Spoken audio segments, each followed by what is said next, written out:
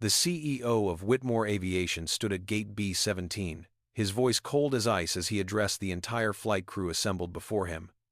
"You're all fired, effective immediately. Security will escort you out." Lead flight attendant Patricia Thornton's face went white as Alexander Whitmore turned to a black woman standing nearby, her eyes still red from crying. "My queen, I apologize for this disgrace." 45 minutes earlier, this same woman had been shoved out of her business class seat, mocked, and treated like trash by the very crew now facing termination. No one had known who she was. Now their careers were over. Before we dive into what happened, tell us where you're watching from in the comments below. If you believe everyone deserves respect regardless of their skin color, hit that like button right now. Subscribe and turn on notifications, because this story will restore your faith in justice. Trust me, you won't believe how this unfolds. Now, let's go back to where it all began. 8:15 on a Wednesday morning at Atlanta International Airport, and Dr. Lorraine Harper was already running behind schedule. The 37-year-old cardiac surgeon had spent the previous night performing an emergency valve replacement that saved a grandmother's life, and now she was racing to catch her flight to London. Lorraine had been invited as the keynote speaker at the London Medical Summit, where she would present her groundbreaking research on minimally invasive heart surgery. The conference organizers had been generous enough to book her a business-class ticket, a luxury she rarely experienced, despite her 12 years saving lives at Harlem Hospital. She approached the Whitmore Aviation check encounter wearing a comfortable camel-colored cardigan over jeans and white sneakers, her natural afro hair pulled back in a simple style. 3 large suitcases accompanied her, filled with medical equipment, research documents, and presentation materials. The check-in agent, a 29-year-old woman named Bethany with blonde hair pulled into a tight ponytail, looked up from her computer screen. Her eyes traveled from Lorraine's face down to her casual outfit, then to the business-class ticket in Lorraine's hand. "Are you sure this is your ticket?" "Business class." Bethany's tone carried unmistakable skepticism. Lorraine had heard that tone 1,000 times before. She smiled politely and slid her passport and boarding pass across the counter. "Yes, I'm Dr. Harper. I'm speaking at a medical conference in London." Bethany picked up the documents, examining them as if they might be forgeries. She typed something into her computer, frowned, then called over her shoulder. "Gerald, can you come here for a second?" A 51-year-old manager with thinning gray hair and a wrinkled shirt approached. He took the ticket from Bethany's hand and studied it with narrowed eyes. "This seems unusual," Gerald said, looking directly at Lorraine. "Did you purchase this yourself?" The question hung in the air like an accusation. Lorraine felt her stomach tighten, but she maintained her composure. "The conference organizers purchased it. I'm the keynote speaker. I can show you the invitation email if you'd like." Gerald and Bethany exchanged a glance that spoke volumes. Bethany leaned closer to Gerald and whispered, but not quietly enough, "These people always try to scam upgrades." Lorraine's fingers curled around the handle of her carry-on bag. She had a medical degree from Johns Hopkins, had published 23 peer-reviewed papers, and had 387 successful surgeries under her belt. Yet, here she stood, being treated like a criminal for holding a business-class ticket. After what felt like an eternity but was really only 5 minutes, Gerald reluctantly began processing her check-in. However, when Lorraine received her boarding pass, she noticed something odd. Her seat assignment was 4F, the very last row of the business-class cabin, right next to the lavatories. Every other section of business class was full according to the seating chart on the screen, yet somehow she'd been assigned the least desirable seat in the entire section. "Is there any other seat available?" Lorraine asked. Bethany didn't even look up. "The flight is full. You're lucky to have any seat at all." The security checkpoint brought a new round of humiliation. While most passengers walked through with minimal inspection, Lorraine was pulled aside by Officer Randall, a stocky white TSA agent with a permanent scowl. "Random security check," he announced. Though Lorraine noticed she was the only black person in line being subjected to this random inspection. All three of her suitcases were opened and searched with meticulous attention. Officer Randall held up her medical instruments, examining them with suspicion. "What are these for? You a doctor?" "Really?" His disbelief was palpable. Lorraine pulled out her medical license and credentials, laying them on the inspection table. "I'm a cardiac surgeon. Those are surgical instruments for my presentation." Randall called over two more security officers. Together, they spent 45 minutes examining every item in her luggage, while business travelers in line behind her sighed with impatience. A well-dressed white man in his 60s muttered loudly enough for everyone to hear. They should have a separate line for these people. No one contradicted him. When Lorraine finally made it through security, she had 15 minutes until boarding. Her hands were shaking with suppressed anger and embarrassment. The business class lounge should have been a sanctuary, but it became another battlefield. The receptionist, a 25-year-old named Chloe with perfectly styled auburn hair, actually blocked the entrance when Lorraine approached. "Excuse me, this lounge is for business class passengers only." Lorraine held up her boarding pass without a word. Chloe took it, scanned it into her computer, then made a phone call while Lorraine stood waiting. After 3 minutes of watching Chloe whisper into the phone while looking at her repeatedly, Lorraine heard the verdict. "I suppose you can enter, but please keep your belongings tidy." The implication that Lorraine would somehow be messier than other passengers wasn't lost on anyone within earshot. Stepping into the business class lounge felt like walking into a country club that had accidentally let in the wrong person. The spacious room featured leather chairs, floor-to-ceiling windows overlooking the runway, and a complimentary bar stocked with premium beverages. 23 passengers occupied the space, and Lorraine immediately noticed she was the only black person present. Conversations continued around her, but she felt the weight of eyes following her movements as she selected a seat near the window. She set down her carry-on bag and pulled out her iPad, hoping to review her presentation notes one final time. The couple sitting 3 seats away, a white pair in their 60s, watched her settle in. The wife, wearing a pearl necklace and designer handbag, leaned toward her husband. "I thought this lounge had standards," Margaret said, her voice deliberately loud enough to carry. Her husband Richard nodded in agreement. "Maybe she works here. Cleaning staff." They both chuckled at their own joke before gathering their belongings and moving to seats on the opposite side of the lounge.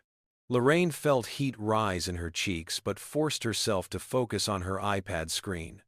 The words blurred together as she became hyper-aware of every glance in her direction. A lounge attendant named Trevor pushed a beverage cart through the space, offering drinks to each passenger with a bright smile. Champagne? Coffee? Orange juice. He made his way down the row systematically, but when he reached Lorraine's seat, he simply wheeled past her as if she were invisible. Lorraine raised her hand politely. "Excuse me, could I have some water?" Trevor continued walking as though he hadn't heard a word. She tried again 2 minutes later when he circled back. This time Trevor deliberately turned his back and headed toward the bar area. Frustrated and thirsty, Lorraine stood and walked to the bar herself. Another attendant, a 28-year-old named Kyle, was wiping down the counter. He looked up as she approached, and his friendly expression immediately cooled. "Can I see your boarding pass? This area is for premium passengers." Lorraine silently held up her business class ticket for the 3rd time that morning. Kyle studied it with obvious doubt before handing it back. Okay. But only 1 drink." Lorraine watched him serve 3 glasses of champagne to a white businessman 2 minutes later without asking to see any credentials whatsoever. She pulled out her phone and dialed her closest friend and colleague, Doctor, Simone Chen. Simone answered on the second ring. How's it going? Excited for London. Lorraine moved to a quiet corner of the lounge before responding. Same old treatment. I'm the only black person here, and they're treating me like I don't belong. She could hear the exhaustion in her own voice. Simone's response was immediate and fierce. Those ignorant fools don't know they're in the presence of one of the best surgeons in the country. Just a few more hours. Once you're at that conference, you'll show them what you're made of. The pep talk helped, but Lorraine still felt the familiar weight of being judged before anyone knew her name or credentials. The overhead announcement crackled to life. Whitmore Aviation Flight WA 447 to London is now boarding. Business class passengers, please proceed to gate B17. Lorraine gathered her belongings, relieved to finally escape the hostile atmosphere of the lounge. As she stood, a white passenger named Preston in an expensive black suit walked directly into her path. Lorraine's cup of water, which Shed finally managed to obtain, tumbled from her hand and splashed across the marble floor. Watch where you're going, Preston snapped, looking at her with undisguised contempt. Lorraine immediately began apologizing. I'm sorry, I didn't mean to. Preston cut her off mid-sentence. People like you shouldn't be in here anyway.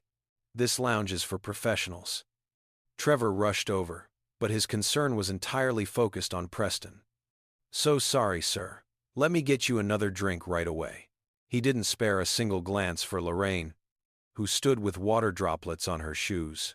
Trevor simply grabbed a mop and began cleaning the spill, positioning himself between Lorraine and Preston as if to protect the important passenger from further contact with someone beneath his station. Lorraine felt tears pricking at her eyes, but refused to let them fall. She had 387 reasons to hold her head high. 387 patients whose lives Shed saved. She wouldn't give these people the satisfaction of seeing her cry. With as much dignity as she could muster, Lorraine walked toward gate B17. The gate area was crowded with passengers eager to board. Lorraine stood in the business class line, boarding pass in hand, trying to shake off the encounters in the lounge. The gate agent, a 24-year-old named Jasmine with meticulously applied makeup, scanned Lorraine's ticket. The machine beeped red. Jasmine frowned at her screen, then looked up at Lorraine with suspicion. There's an issue with your ticket. Please step aside. Lorraine's heart sank. What kind of issue? Jasmine didn't answer, instead waving over her colleague Lucas, a 30-year-old agent with dark hair and an officious manner. Lucas took the boarding pass and scanned it again. This time the machine beeped green, indicating the ticket was perfectly valid.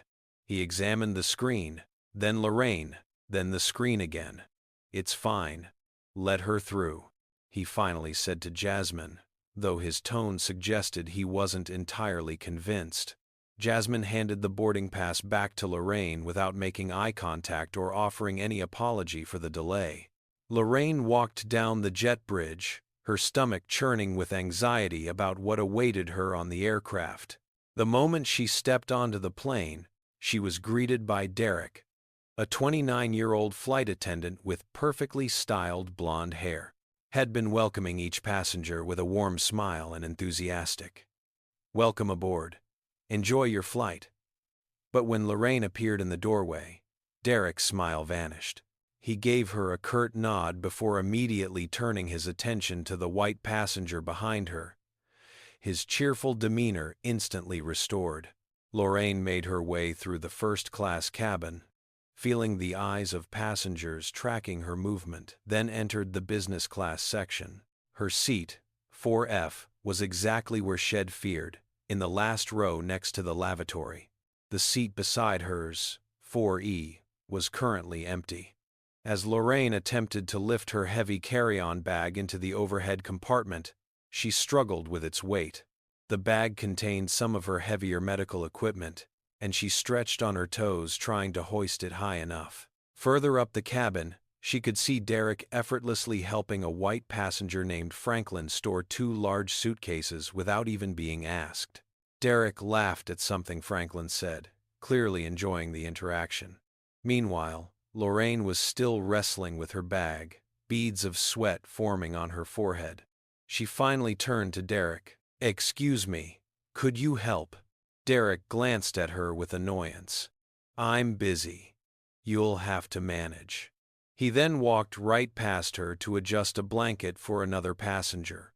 Lorraine summoned every ounce of strength and finally managed to shove her bag into the compartment. She collapsed into her seat, breathing hard, just as the lead flight attendant appeared. Patricia Thornton was 45 years old, with perfectly coiffed blonde hair, a crisp uniform, and an air of authority that filled the cabin. She stopped beside Lorraine's row and looked down at her with cold eyes. "Excuse me, can I see your boarding pass?" This was the 4th time someone had asked to verify her ticket. Lorraine handed it over without comment. Patricia examined it thoroughly, turning it over as if checking for signs of forgery. "This seat is correct? Are you sure you didn't make a mistake? Economy is in the back." The words hung heavy in the air. Lorraine met Patricia's gaze steadily. "No mistake. This is my seat. Business class." Patricia's lips pressed into a thin line as she looked Lorraine up and down, clearly taking in her casual attire and natural hair. Well, please keep your belongings under the seat. We have standards here." The implication was clear. Someone like you doesn't belong in business class, and if you're going to be here, at least don't be a problem. Patricia handed back the boarding pass and walked away, her heels clicking sharply against the floor. Just as Lorraine was buckling her seatbelt, a white passenger named Vincent appeared, checking his ticket. "Excuse me, I think you're in my seat," he said, though his tone was more accusatory than polite. Lorraine double-checked her boarding pass. "This is 4F. That's my seat number." Vincent looked at his own ticket and saw he was assigned 4E. "Oh, I'm next to you. Sorry." But he didn't sound sorry. He sat down with obvious reluctance, shifting his body as far toward the aisle as possible to minimize any chance of physical contact. Within 2 minutes, Vincent pressed his call button. Patricia appeared promptly, her demeanor completely different from how she'd treated Lorraine. "Yes, sir? How can I help you?" Vincent glanced at Lorraine before speaking in a low voice that she could still clearly hear. "Is there any other seat available? Preferably away from here." Patricia's expression showed immediate understanding and sympathy. "I'm so sorry, sir. Let me check what we can do." She disappeared toward the front of the cabin and returned 5 minutes later with good news for Vincent. "Sir, I can upgrade you to first class. Complimentary." Vincent's face lit up. "Thank you so much." He grabbed his bag and practically fled to his new seat, leaving Lorraine sitting alone in the last row. As Patricia walked past Lorraine's seat again, she leaned down and spoke in a voice loud enough for several nearby passengers to hear. "Mom, I need to remind you that business class has certain behavioral expectations. Please keep noise to a minimum and don't disturb other passengers." Lorraine looked up at her in confusion. "Did I do something wrong?" She'd been sitting quietly, hadn't made a sound. Patricia's smile was pure ice. "Just a reminder. We've had issues with economy passengers trying to sneak into premium cabins. The accusation was crystal clear. You don't belong here, and we're watching you." Lorraine felt humiliation wash over her in waves. "I have a valid ticket. I'm a business class passenger." Patricia's eyes narrowed. "Well, see." Then she walked away, leaving Lorraine fighting back tears as the plane prepared for departure. The plane climbed into the sky, leaving Atlanta far below. Lorraine tried to lose herself in her presentation notes, but the hostile environment made concentration impossible. 30 minutes into the flight, Derek emerged with the beverage cart. She watched him work his way down the aisle with professional charm. Champagne? Wine? Juice. He offered each passenger with a smile. When he reached row 4, he paused, looked directly at the empty seat beside Lorraine, then continued pushing his cart right past her, to the row behind. Lorraine raised her hand. "Excuse me, could I have some water?" Derek stopped and turned, his expression suggesting Shed asked him to perform surgery. "We're out of water in this cart." "I'll bring some later." Lorraine watched him offer water to the passenger directly behind her 30 seconds later. The blatant lie stung worse than if Head simply ignored her. An hour passed, and no water arrived. Her throat was dry from the recycled cabin air, but she refused to beg. When meal service began, a 26-year-old flight attendant named Amber with brown hair approached with the meal cart. Lorraine listened as Amber offered each passenger a choice: chicken or fish. The fish is pan-seared salmon with asparagus. The chicken is herb roasted with wild rice. But when Amber reached Lorraine, her tone shifted completely. "We only have one option left. Take it or leave it." Lorraine swallowed her frustration. "What option?" Amber's answer was curt. "Chicken." She practically threw the meal tray onto Lorraine's table, causing the sauce to splash across the surface. Lorraine looked at the mess. "Could I have some napkins?" Amber pointed without making eye contact. "They're in the seat pocket." She then rolled the cart one row back and carefully, gently placed a meal before the next passenger, complete with napkins and a warm smile. Lorraine used the thin napkins from her seat pocket to mop up the sauce, but it had already stained her cardigan. She pressed her call button. The light above her seat illuminated, but no one came. 10 minutes passed. She pressed it again. Patricia walked by, saw the light, and kept walking. After pressing the button a third time, Derek finally appeared, clearly irritated. "What do you need?" His tone would have been more appropriate for an annoying child. "Could I have some water and extra napkins?" The sauce spilled. Derek glanced at the mess on her tray table. "We're busy serving other passengers. You'll have to wait." He walked away and never returned. 2 hours into the flight, Lorraine needed to use the restroom. She unbuckled her seatbelt and walked the 3 steps to the business class lavatory. A red occupied sign glowed above the door, so she waited outside. Patricia came down the aisle and stopped when she saw Lorraine. "The economy restrooms are in the back." Lorraine kept her voice even. "I'm in business class." "This is the business class restroom." Patricia's eyebrows rose. "These facilities are for first class and business class passengers. Are you sure you're not in economy?" For the 5th time that day, Lorraine produced her boarding pass. Patricia examined it as if seeing it for the first time, then handed it back with obvious reluctance. "Fine. But please be quick. We need to keep this area clear." As Lorraine entered the restroom, she heard Patricia mutter to Amber, who had just walked up, "Keep an eye on her. I don't trust these types." Now I have a question for all of you watching. If you think this treatment is absolutely unacceptable, type the number 1 in the comments right now. If you've ever experienced discrimination like this, type the number 2 and share your story. Don't forget to like this video and subscribe, because what happens next will shock you. Should Lorraine have spoken up earlier? Should she have demanded to speak to a manager? Let me know what you would have done in the comments. Hit that notification bell because this story is far from over. And you won't believe how the CEO responds when he finds out what happened. Now, let's continue. When Lorraine returned to her seat, she noticed Patricia and Derek huddled together near the galley, speaking in voices just loud enough for her to hear. Patricia was saying, "She's been pressing the call button constantly, so demanding."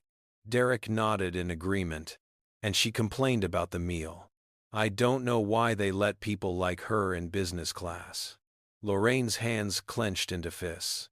Shed pressed the call button twice after being denied water and napkins. She'd been nothing but polite, despite outrageous treatment. Yet somehow she was being painted as the problem passenger. Patricia approached Lorraine's seat with Derek flanking her. "Mom, I've received complaints that you're being disruptive." Lorraine looked up in shock. "What? I haven't done anything." Patricia crossed her arms. "You've been pressing the call button excessively. That's against airline policy." Lorraine felt anger finally breaking through her careful composure. "I pressed it because I wasn't served water or napkins. I've been sitting here quietly for over 2 hours." Patricia's voice took on a sharp edge. "That's not my crew's fault. You need to be patient." Lorraine couldn't stop herself. Everyone else was served immediately. "I've been completely ignored." Patricia leaned down, her face close to Lorraine's. "Are you accusing my crew of discrimination?" The word hung in the air between them. Lorraine knew if she said yes, the situation would escalate dramatically. But she was tired of swallowing the truth to make others comfortable. Just stating facts. Patricia straightened, her expression hardening into something almost triumphant. "I'm going to have to file a report about your behavior. If you continue being disruptive, I'll call security when we land and have you removed from the aircraft." The threat was clear: know your place or suffer consequences. Lorraine felt tears burning behind her eyes but refused to let them fall. She would not give them that satisfaction. For the remaining hours of the flight, Patricia made a point of walking through the cabin and speaking to other passengers, pointing back toward Lorraine's seat. Lorraine couldn't hear what was being said, but she saw passengers turn to stare at her, with expressions ranging from curiosity to disgust.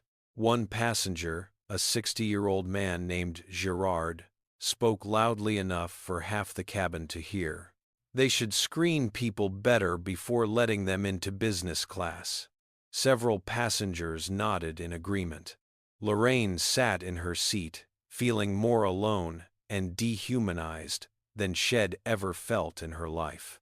Here she was, a woman who had dedicated her entire adult life to saving others, being treated as if her very presence was an offense. She closed her eyes and thought about the 387 patients whose lives she'd saved. She thought about the young mother whose heart she'd repaired just last week, who was now home with her children. That's who she was, not what these people saw when they looked at her skin. The plane touched down at London Heathrow Airport at 3:45 in the afternoon local time. The captain's voice came over the intercom, welcoming passengers to London and thanking them for flying Whitmore Aviation. Passengers began standing, retrieving bags from overhead compartments, eager to disembark. Lorraine unbuckled her seatbelt and stood to get her luggage.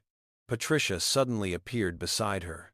"Mom, please remain seated. We need to conduct a security check." Lorraine's stomach dropped. "What? Why?" Patricia's voice was cold and authoritative. "It's routine. Please, sit down." Lorraine glanced at her watch. Her presentation at the medical conference was in 5 hours, and she needed time to check into her hotel and prepare. "I have an important meeting. Can this wait?" Patricia's response was immediate and firm. "No. Sit down. Now."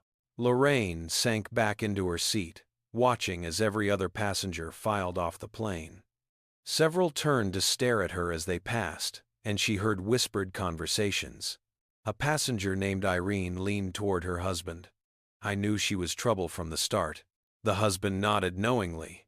Within 5 minutes, the entire business class cabin was empty, except for Lorraine, Patricia, Derek, Amber, and another flight attendant named Monica. The isolation felt suffocating. Heavy footsteps approached from the front of the aircraft. 2 airport security officers in uniform entered the cabin. Officer Lewis was in his early 30s with a stern expression, while Officer Grant looked slightly younger with sharp eyes that scanned Lorraine as if she were a suspect in a crime.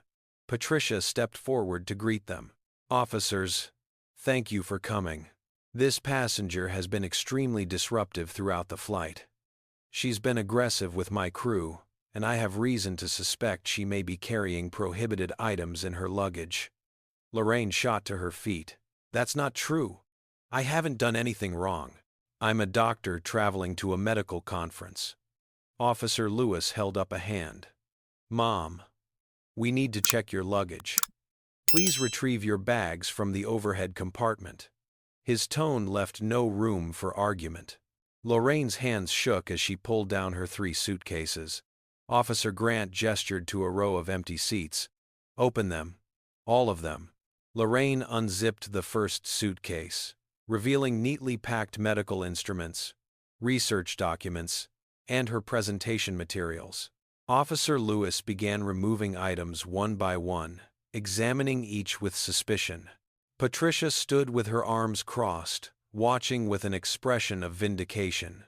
Derek and Amber flanked her, and Lorraine could see them exchanging knowing glances.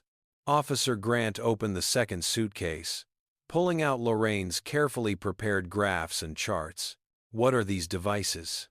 He asked, holding up a small cardiac monitor. Lorraine's voice trembled with suppressed emotion. They're medical instruments. I'm presenting research on cardiac surgery at the London Medical Summit. I showed all of this to security in Atlanta. Officer Lewis wasn't satisfied. Do you have documentation proving these belong to you? Lorraine fumbled through her carry-on bag and produced a folder containing her medical license, conference invitation, equipment manifests, and customs declarations. Everything is here. All properly documented. The officers spent 20 agonizing minutes examining every item, while Patricia, Derek, and Amber looked on. Lorraine heard Patricia whisper to Amber, thinking she was speaking too quietly to be overheard. I bet she stole those devices. No way she's a real doctor. Amber responded with a giggle. Probably trying to smuggle them to sell on the black market. The casual cruelty of their assumptions broke something inside Lorraine. Years of maintaining composure, of being the bigger person, of not making waves suddenly shattered. How dare you? Lorraine's voice rang out across the empty cabin. I worked my entire life to become a surgeon. I've saved hundreds of lives. I graduated top of my class from Johns Hopkins Medical School. Those devices represent years of research. Patricia stepped forward, her face flushing with anger. Don't raise your voice at me. Officers, she's becoming aggressive. Officer Lewis looked at Lorraine with a warning expression. Mom, calm down, or we'll have to detain you. Lorraine felt tears finally spilling down her cheeks. She was exhausted, humiliated, and enraged all at once. Her whole body shook as she struggled to regain control. Officer Grant was examining her credentials, comparing the name on her medical license to her passport. He showed the documents to Officer Lewis, who studied them carefully. After what felt like an eternity, Officer Lewis spoke. Everything checks out. All her paperwork is in order. The equipment matches the manifests. He looked at Patricia. She's exactly who she says she is. Patricia's confident expression faltered, but she was disruptive on the flight. Multiple passengers complained. Officer Grant raised an eyebrow. That's an airline matter, not a security issue. We're done here. He handed Lorraine's documents back to her. You're free to go, Dr. Harper. Lorraine's hands trembled as she repacked her suitcases. Every movement felt weighted with exhaustion and pain. Patricia stood watching with Derek and Amber, all 3 looking disappointed that nothing incriminating had been found. When Lorraine finally had all her bags ready, she paused beside Patricia. She wanted to scream, to rage, to make them understand the depth of what they'd done. Instead, her voice came out quiet but steady. You humiliated me. You treated me like a criminal, just because I'm black. You saw my skin color and decided I didn't deserve basic human dignity. Patricia's expression remained cold. I was doing my job. If you can't handle business class standards, Maybe you should fly economy next time." The words hit Lorraine like a physical blow. She had done everything right. She'd earned her position through years of sacrifice and hard work. She'd achieved what most people only dream of. And still, to people like Patricia, she would never be good enough. Lorraine picked up her bags and walked toward the exit, her vision blurred with tears. As she stepped off the aircraft into the jet bridge, she saw a figure standing at the end of the corridor. A tall man, in an impeccably tailored gray Armani suit, stood watching the scene. His silver hair was perfectly styled, and a Patek Philippe watch gleamed on his wrist. Alexander Whitmore, CEO and owner of Whitmore Aviation, had come to London for a business meeting but had decided to come to the airport to surprise his fiancé. Had just witnessed the final moments of Lorraine's ordeal, and his expression was thunderous. Alexander strode down the jet bridge toward the aircraft. Patricia was just turning away from where Lorraine had exited when she saw her CEO approaching. Her face went white. "Mr. Whitmore, I didn't know you were here." "What a wonderful surprise." She immediately plastered on a smile and smoothed her uniform. Alexander walked past her without acknowledgement and went straight to Lorraine, who had stopped a few feet away, frozen in shock at seeing him. "Lorraine? What's wrong? Why are you crying?" His voice was gentle with her, but his eyes were hard as steel as they flickered toward the flight crew behind him. Lorraine couldn't hold it together anymore. She dropped her bags and wrapped her arms around Alexander, sobbing into his chest. "Alex, they treated me like I was nothing, like I was dirt. They ignored me. They accused me of not belonging. They called security on me and searched my bags in front of everyone." Alexander held her tightly, one hand stroking her hair, while his other hand clenched into a fist at his side. He looked over Lorraine's shoulder at Patricia, who was now standing in the aircraft doorway with Derek, Amber, and Monica. Patricia's confident smile had vanished as she began to realize something was very wrong. "Patricia," Alexander's voice cut through the space like a knife. "Come here, now." Patricia hurried forward, her heels clicking rapidly against the jet bridge floor. Derek, Amber, and Monica followed uncertainly. "Yes, sir? Is there a problem?" Patricia tried to sound professional, but her voice wavered. Alexander gently released Lorraine and stepped toward the crew. "Tell me what happened to this passenger during the flight." Patricia's eyes darted between Alexander and Lorraine. "Sir, this passenger was extremely disruptive. She was demanding. She pressed the call button excessively, and she became aggressive with my crew. We had to call security because we suspected she might be carrying prohibited items." Alexander pulled his phone from his pocket. "Lorraine is my fiancée. She's also Dr. Lorraine Harper, one of the top cardiac surgeons in the United States. She's saved 387 lives. She's been invited as the keynote speaker at the London Medical Summit. And you treated her like a criminal." Patricia's mouth opened and closed like a fish out of water. No sound came out.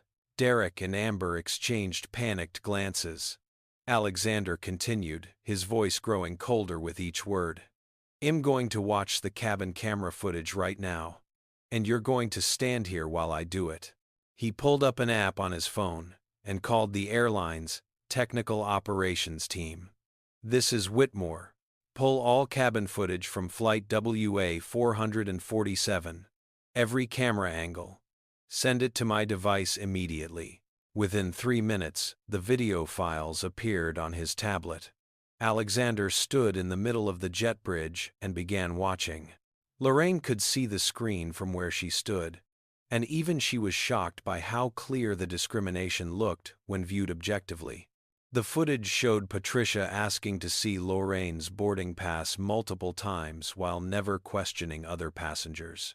It showed Derek deliberately walking past Lorraine during drink service while serving everyone around her. It showed Amber throwing Lorraine's meal tray down carelessly while treating other passengers with gentle care. The most damning footage came from the cabin microphones. Alexander turned up the volume, and Patricia's voice came through clearly. "Keep an eye on her. I don't trust these types." The video showed Patricia offering Vincent a complimentary first-class upgrade solely to avoid having him sit next to Lorraine. It showed Derek and Amber discussing how people like her shouldn't be allowed in business class. Every moment of bias, every act of discrimination, every cruel assumption was captured in crystal-clear detail. Alexander watched the entire 2-hour compilation without saying a word.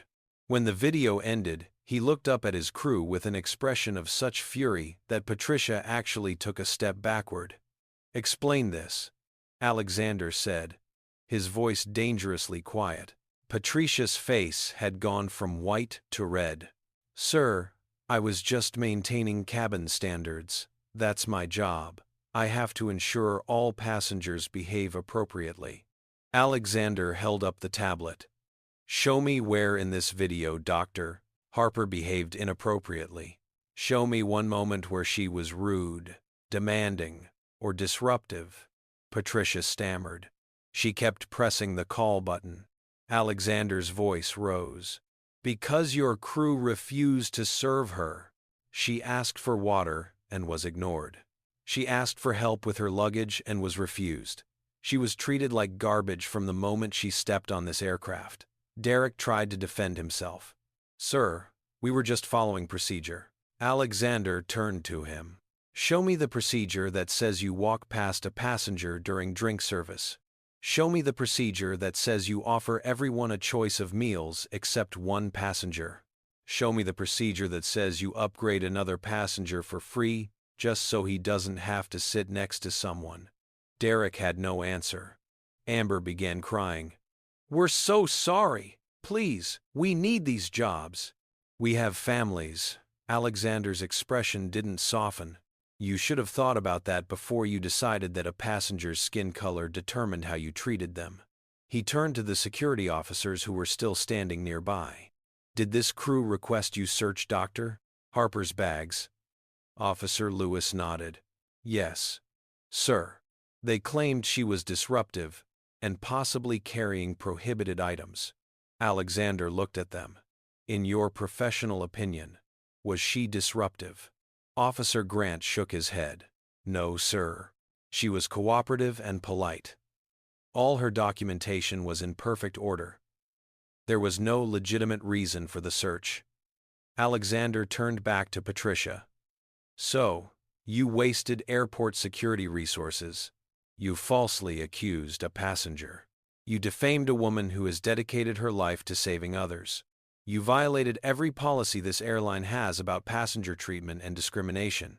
Patricia dropped to her knees, right there in the jet bridge. Tears streamed down her face. "Please, Mr. Whitmore, I've worked for this airline for 15 years. I have a mortgage, I have children in college. I'll do anything. I'll apologize. I'll take sensitivity training. I'll do whatever you want." Alexander looked down at her without a shred of sympathy. "You should have thought about your children before you decided to be a racist. You had 15 years to learn basic human decency. You chose not to."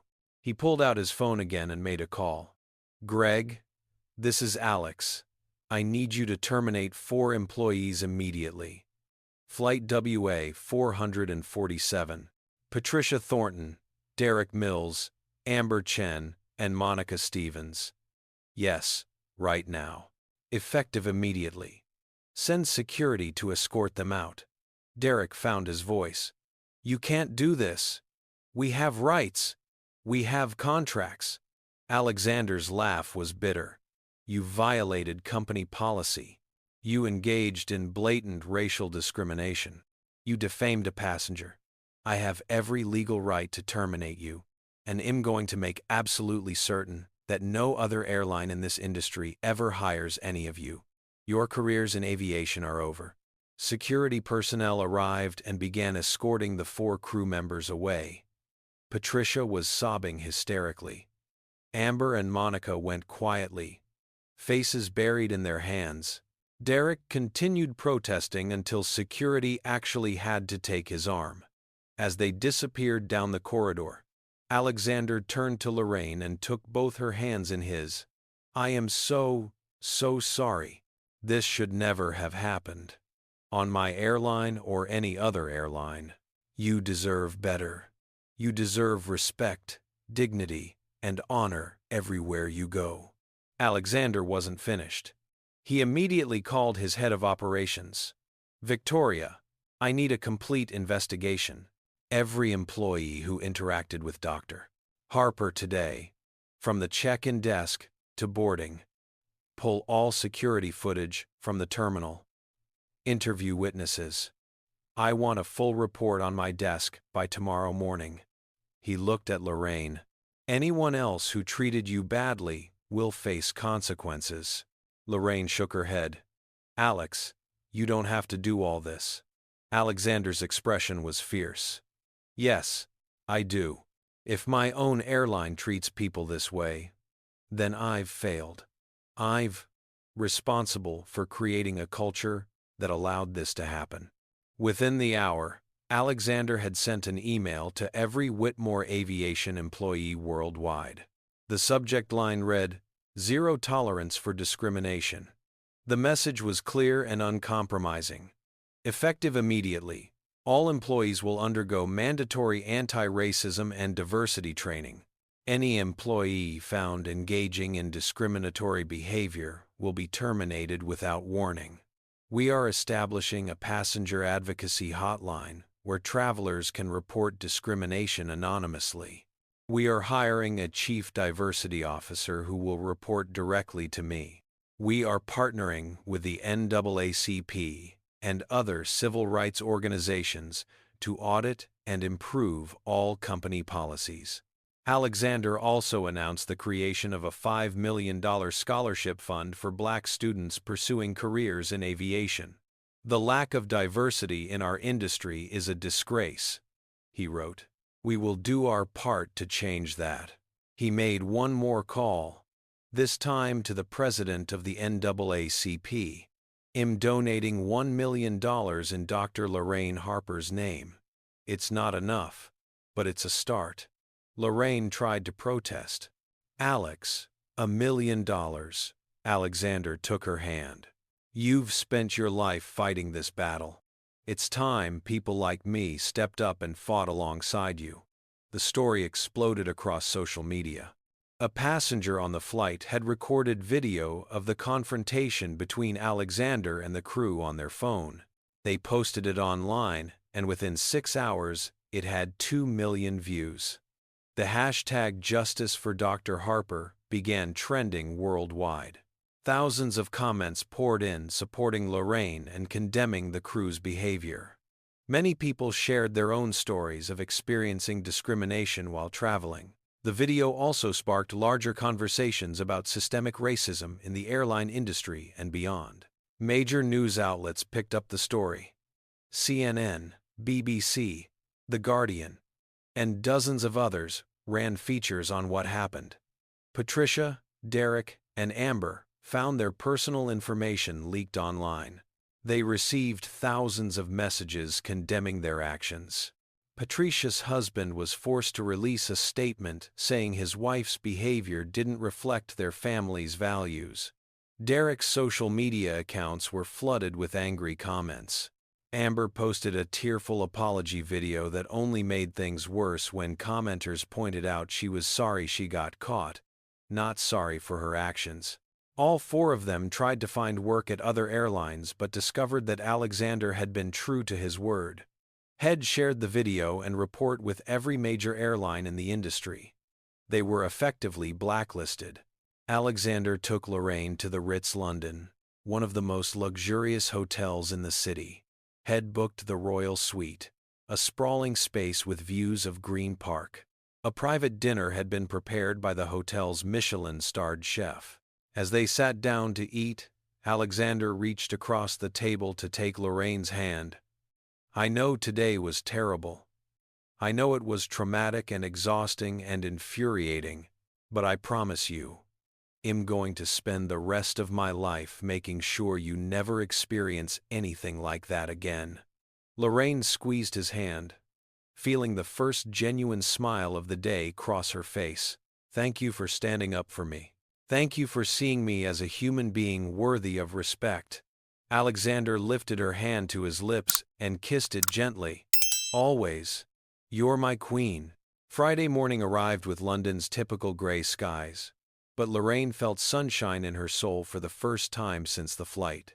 She dressed in a navy blue suit, shed packed specifically for her presentation, pulled her hair back in an elegant bun, and looked at herself in the mirror. She saw Dr. Lorraine Harper, cardiac surgeon, researcher, and survivor.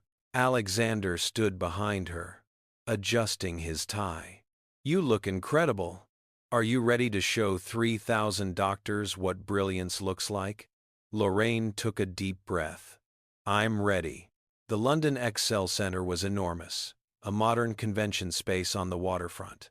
The medical summit had attracted leading physicians and researchers from 73 countries.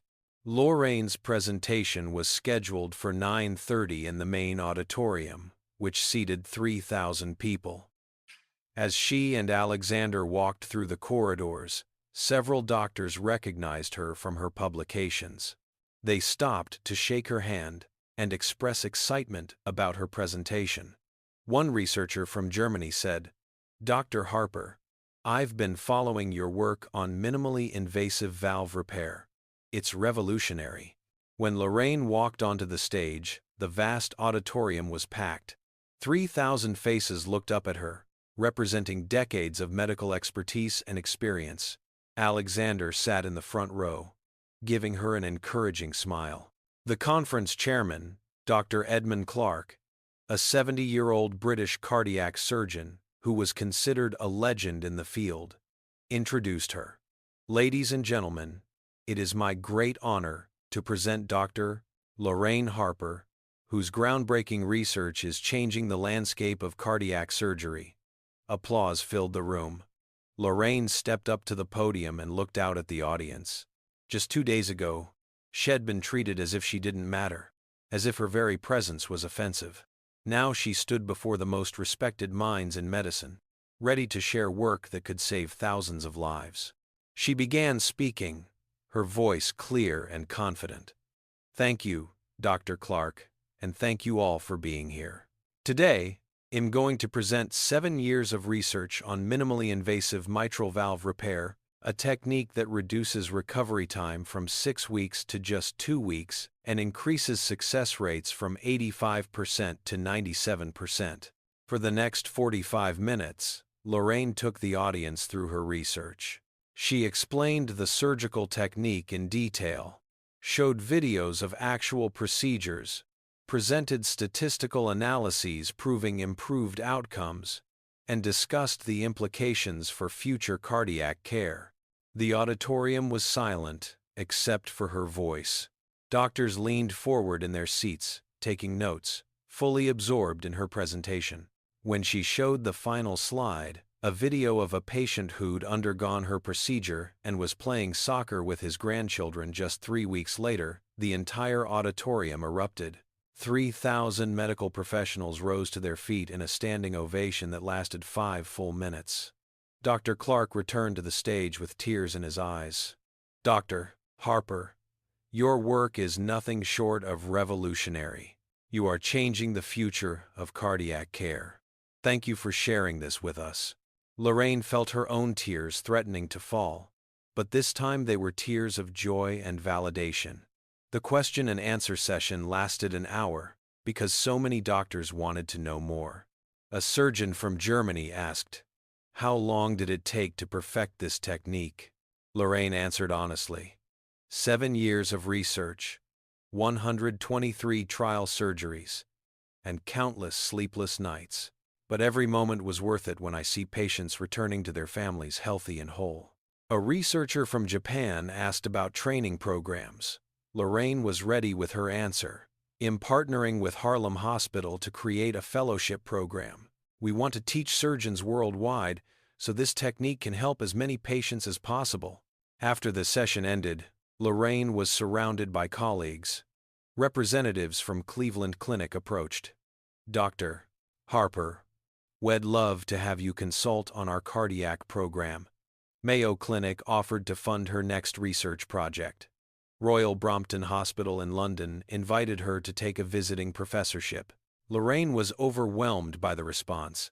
Everything she'd worked for, all the sacrifice and dedication, was being recognized by the people whose opinions mattered most in her field. That evening, Alexander took Lorraine to the Ledbury, a 2-Michelin-star restaurant in Notting Hill. They sat at a quiet corner table, and Alexander couldn't stop smiling as Lorraine recounted the details of her day. "You were magnificent today. I've never been more proud of anyone in my life." Lorraine reached across the table to take his hand. "I couldn't have done it without you. After what happened on the plane, I was ready to give up. I was so tired of fighting. But you gave me strength." Alexander stood up suddenly, and before Lorraine could ask what he was doing, he was on one knee beside the table. He pulled out a red velvet box and opened it to reveal a 5-carat cushion-cut diamond ring that caught the candlelight and threw sparkles across the walls. The restaurant went quiet as other diners realized what was happening. "Dr. Lorraine Harper, 6 months ago I asked you to marry me, and you said yes. But after everything that happened, I want to ask you again. I want you to know that I see you. Not your skin color, not your profession, not your accomplishments. I see the woman who gets up at 3 in the morning to save a stranger's life. I see the woman who fights every day against a world that tries to diminish her. I see the strongest, most brilliant, most beautiful person I've ever known. Will you marry me?" Lorraine was crying openly now, not caring that the entire restaurant was watching. "Yes. 1,000 times yes." Alexander slipped the ring onto her finger and stood to kiss her. The restaurant erupted in applause. Other diners came over to congratulate them. The owner sent complimentary champagne. In that moment, surrounded by joy and love, the pain of the flight felt like it belonged to another lifetime. Lorraine looked at her new ring, and then at Alexander. "I don't want to wait anymore. Let's get married here. In London. This weekend." Alexander's eyes widened. "Are you sure?" Lorraine had never been more certain of anything. "I've spent my whole life waiting for the world to treat me fairly. I'm done waiting. I want to start our life together now." Alexander pulled out his phone and called Arabella Montgomery, the most exclusive wedding planner in London. "Arabella, I need you to plan a wedding in 3 days." "Yes, 3 days. Money is no object. Make it perfect." He listened for a moment, then smiled.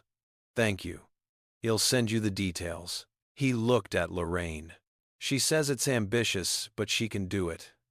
Lorraine laughed, feeling lighter than she had in years. "I want something intimate. Just close friends and family. Nothing too extravagant." Alexander kissed her forehead. "Intimate and perfect. I promise." Saturday afternoon in London was unusually beautiful.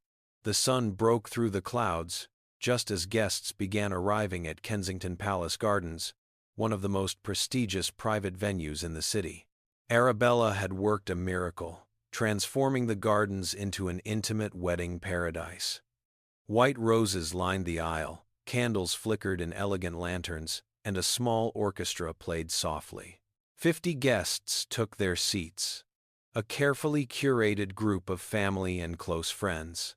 Lorraine's mother, Evelyn Harper, sat in the front row dabbing at her eyes with a handkerchief. The 68-year-old woman had raised Lorraine alone after her husband died, working 2 jobs to put her daughter through college. Now she watched her daughter prepare to marry a man who truly valued her. Lorraine's brother Marcus, a 42-year-old university professor, waited at the entrance to walk his sister down the aisle. "I'm so proud of you, Lorraine," he whispered as they linked arms. "You've overcome so much. You deserve all the happiness in the world. Lorraine squeezed his arm. Thank you for always believing in me, even when I didn't believe in myself. The orchestra began playing Canon in D, and Marcus led Lorraine down the white petal-strewn aisle. She wore a simple but elegant white gown designed by Vera Wang, and shed left her natural hair out in soft curls. She looked radiant. Alexander stood at the altar in a black Tom Ford tuxedo, and when he saw Lorraine, his eyes immediately filled with tears. His mother, Catherine, 75 years old and a formidable businesswoman in her own right, smiled from the front row. Alexander's younger sister, Isabel, served as maid of honor, and she too was crying. Father Thomas O'Brien, a 70-year-old Irish priest who had known Alexander's family for decades, presided over the ceremony. Dearly beloved, we are gathered here today to witness the union of Alexander and Lorraine, two souls who have found in each other something rare and precious. True love that sees beyond surface, beyond circumstance, to the heart of who we really are. When it came time for vows, Alexander spoke first. His voice was steady but thick with emotion. Lorraine, from the moment I met you at that charity event 2 years ago, I knew you were extraordinary. You walked into that room full of wealthy donors and corporate executives, and all you wanted to talk about was your patience.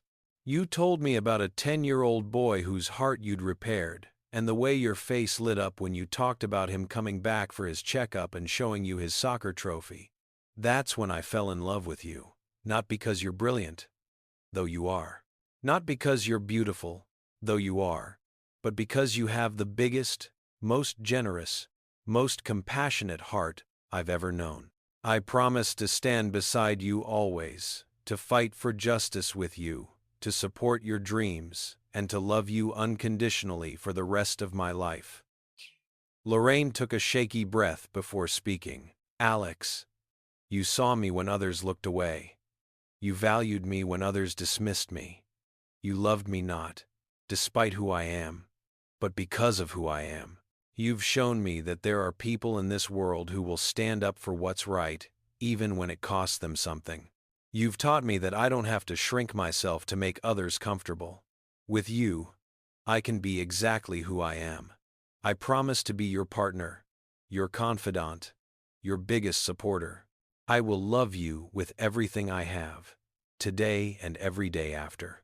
Father O'Brien smiled. The rings, please. Alexander slipped a platinum band onto Lorraine's finger. With this ring, I thee wed. Lorraine placed a matching band on Alexander's hand. With this ring, I thee wed. Father O'Brien raised his hands. By the power vested in me, I now pronounce you husband and wife.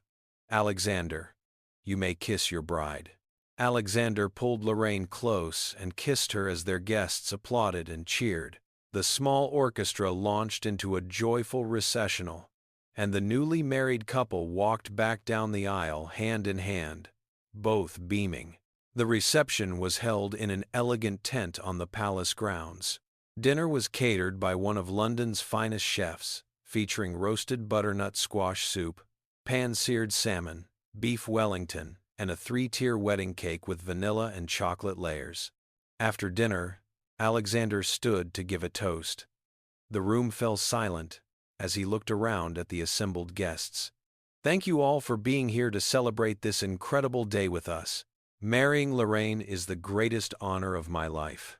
But I want to take a moment to talk about something serious. 3 days ago, the woman I love was treated horribly on one of my airplanes. She was ignored, humiliated, and discriminated against because of the color of her skin. He paused, letting the words sink in. That should never happen, to anyone, anywhere. Racism isn't just about laws or policies. It's about the everyday choices we make about how to treat each other. Lorraine is a brilliant surgeon who has saved hundreds of lives, but even she was treated as if she didn't belong in a business-class seat. If that can happen to her, it can happen to anyone. I'm committing my life and my resources to fighting this injustice. Whitmore Aviation will be a model for equity and respect. And I challenge everyone here, every person in this room, to examine your own lives and ask what you can do to make the world more just. The guests applauded, many wiping away tears. Lorraine stood to speak next. Thank you, Alex. And thank you all for celebrating with us today. What happened to me on that flight is not unique. I've experienced racism my entire life. In schools, in hospitals, on the street, in stores, every black person in this country has similar stories. But I refuse to let it define me. I became a doctor because I wanted to save lives. I wanted to prove that I matter, that we all matter, regardless of our skin color. I won't stop fighting until every person is treated with the dignity and respect they deserve. To anyone who might see this or hear about this, anyone who has ever been made to feel less than, I want you to know this. You are worthy. You are valuable. You are enough. Don't let anyone tell you otherwise. The guests rose in another standing ovation. Several people were openly crying. The rest of the evening was filled with joy. Alexander and Lorraine had their first dance to At Last by Etta James. Guests joined them on the dance floor. Laughter and music filled the air. One of the wedding guests had been given permission to film parts of the ceremony and reception, and with Alexander and Lorraine's blessing, a video was posted online. Within 24 hours, it had 5 million views. The hashtags, Love Wins and Justice for Dr. Harper, trended worldwide. Hundreds of thousands of comments poured in, expressing support, sharing similar experiences, and celebrating the couple's love. The video sparked real change across the airline industry. Several major carriers announced new anti-discrimination policies and mandatory training for all employees. Aviation industry publications ran editorials about the need for greater diversity and inclusion. The story became a case study in business schools about corporate responsibility and ethical leadership. As for Patricia, Derek, Amber, and Monica, they faced lasting consequences. Patricia applied to 20 different airlines, but was rejected by all of them. She eventually had to take a job as a sales clerk at a clothing store, earning minimum wage. Derek tried to sue Whitmore Aviation for wrongful termination, but the lawsuit was dismissed when the judge saw the video evidence. Amber wrote a lengthy apology letter to Lorraine, but never received a response. Lorraine had decided to focus on moving forward rather than looking back. 1 year after that fateful flight, Alexander and Lorraine welcomed their daughter Maya Catherine Whitmore into the world. They stood in the hospital room, Alexander cradling the tiny baby while Lorraine rested after delivery. "She's perfect," Alexander whispered. Lorraine smiled, exhausted but radiant. "She's going to grow up in a world we're making better. That's our promise to her." They raised their daughter with values of equality, justice, and compassion. Lorraine continued her work at Harlem Hospital and trained hundreds of surgeons in her revolutionary technique. Alexander expanded Whitmore Aviation's diversity initiatives and became a leading voice for corporate responsibility in the airline industry. 3 years after the wedding, Lorraine was invited to speak at the United Nations about healthcare equity and racial justice in medicine.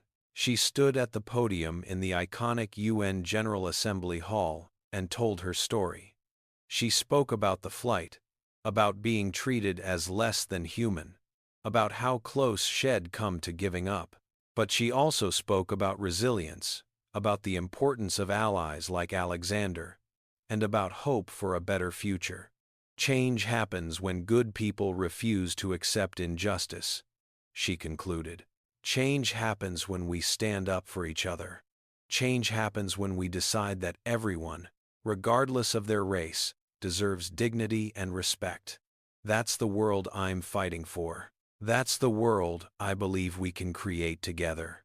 The final scene of our story takes place 5 years after that flight. Alexander and Lorraine are on a private plane heading to New York after a vacation in the Caribbean.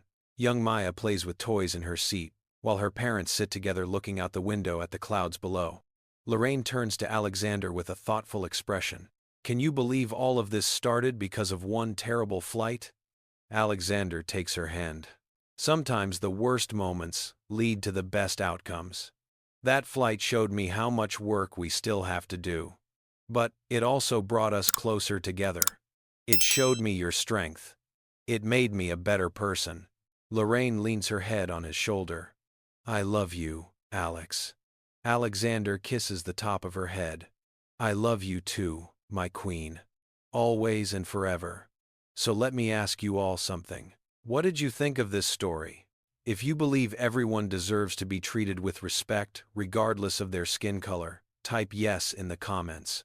If you've ever experienced discrimination like Lorraine did, share your story below. Have you ever stood up for someone being treated unfairly? Tell us about it. And here's the most important question. What will you do the next time you witness discrimination? Will you speak up? Will you be an ally? Let us know in the comments. If this story moved you, inspired you, or made you think, please hit that like button. Subscribe to this channel and turn on notifications because we share true stories about justice, courage, and standing up for what's right. Share this video with your friends and family because these conversations matter. These stories matter. Thank you so much for watching until the very end. Thank you for caring about justice and equality. Thank you for being willing to listen to difficult truths and commit to being part of the solution. The world needs more people like you, people who believe in treating everyone with dignity.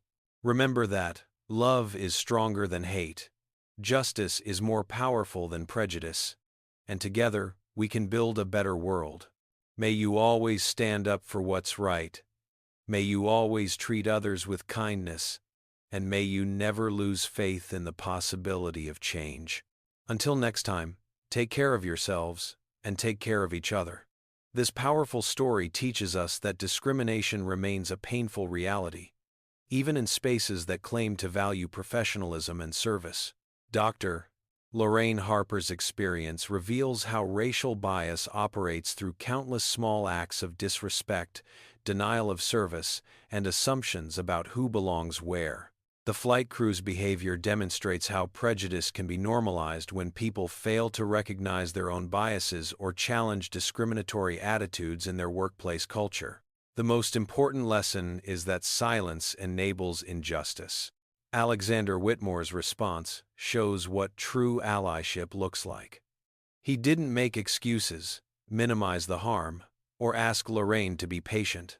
He immediately acknowledged the wrong, held people accountable, and committed to systemic change within his organization. His actions remind us that those with power and privilege have a responsibility to use their positions to create equity.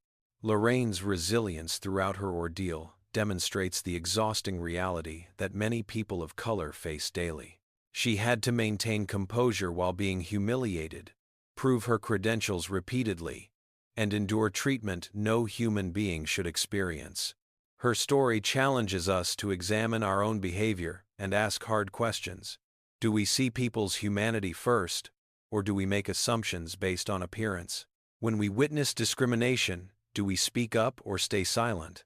Real change requires each of us to actively fight against racism in all its forms, creating a world where everyone receives the dignity and respect they deserve. Now, I want to hear from you. Have you ever witnessed discrimination like what happened to Dr. Harper? How did you respond? What would you have done if you were on that flight and saw the crew treating someone this way? Drop your thoughts in the comments below. If you believe that racism has no place in our society and that everyone deserves equal treatment, show your support by hitting that like button right now. Your engagement helps spread this important message to more people who need to hear it. Subscribe to our channel if you want more true stories about justice, courage, and standing up for what's right. We share these stories because they matter, because they spark conversations, and because they inspire change. Turn on the notification bell so you never miss a story that could change the way you see the world. And please, share this video with your friends, family, and co-workers. These conversations need to happen everywhere, in homes and workplaces and schools. Thank you for watching until the very end. Thank you for caring about justice and equality. Thank you for being someone who refuses to accept discrimination as normal. The world needs more people like you, people who believe every human being deserves dignity and respect. May you always have the courage to stand up for what's right, the compassion to see others' humanity, and the strength to create positive change wherever you go. Until our next story, take care of yourself and never stop fighting for a better world.